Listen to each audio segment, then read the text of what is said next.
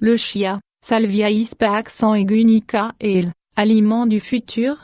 Cette plante qui était consommée par les Aztèques et les Mayas commence à être redécouverte pour son exceptionnelle richesse nutritive et son absence de gluten. Le chia est une plante originaire des zones montagneuses du Pérou.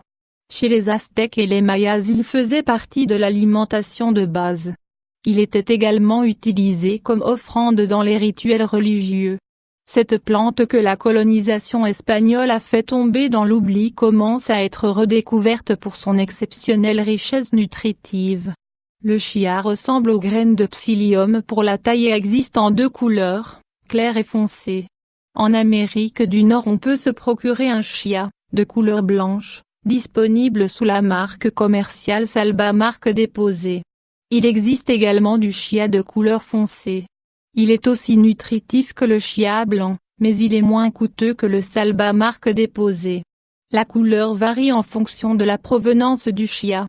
C'est au professeur Vladimir Vuxan, attaché à la faculté de médecine de l'Université de Toronto au Saint-Michel Hospital de Toronto que l'on doit la plus extensive recherche menée sur cette plante.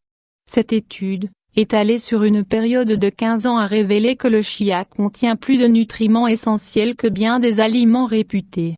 50% de folate de plus que l'asperge, 15 fois plus de magnésium que le brocoli, 1,1 fois plus de fibres que le son de blé, 2,5 fois plus de protéines que les fèves rouges, 8 fois plus d'oméga 3 que le saumon, 3 fois plus de fer que les épinards, 2 fois plus de potassium que la banane, 3 fois plus d'antioxydants que le bleuet, 6 fois plus de calcium que le lait. Seulement 2 cuillerées à soupe de cette graine apporteront 2,5 g d'acides gras oméga 3 et 4,2 gr de fibres. Les acides gras oméga 3 du chia proviennent de l'acide alpha-linolénique qui doit être transformé dans l'organisme en acides gras à longue chaîne oméga 3 tels que les bénéfiques EPA. Chia et graines de lin, même valeur nutritive? Une comparaison de la teneur en acide alpha-linolénique du chia par rapport aux graines de lin et le degré de transformation de ceux-ci en acides oméga 3. Le chia montre une efficience supérieure de 230% par rapport au lin, en expérience animale.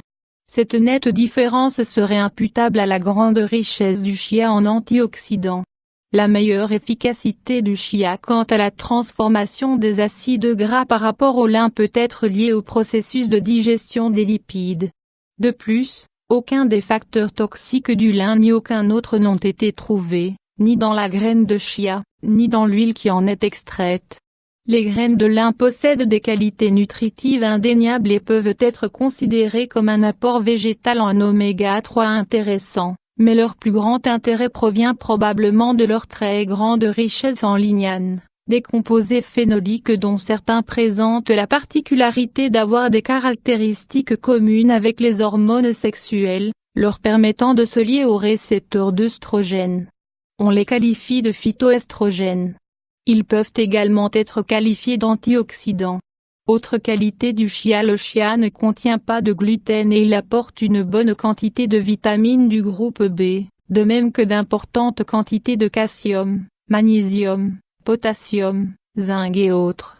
Le chia absorbe jusqu'à 14 fois son poids en eau, ce qui lui permet de ralentir l'absorption des sucres dans l'organisme. Il prolonge également la sensation de satiété. Selon une étude publiée en 2007 dans Diabetes, les chercheurs ont découvert que les patients atteints de diabète de type 2, qui consommaient 37 g de chia, environ 6 c. à soupe, quotidiennement, voyaient leur taux de protéines C réactives, un marqueur de l'inflammation, diminué de 32%, une diminution de la pression systolique et diastolique, de même qu'une amélioration du taux de glycémie. Comment le consommer? Le chia peut se consommer de différentes manières. La plus simple est probablement de le moudre et de l'ajouter aux céréales, salades, yogourts et boissons à base de petits fruits et protéines.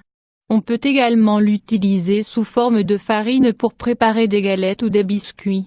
2 c. à soupe par jour suffisent. Ne pas dépasser 30 g par jour.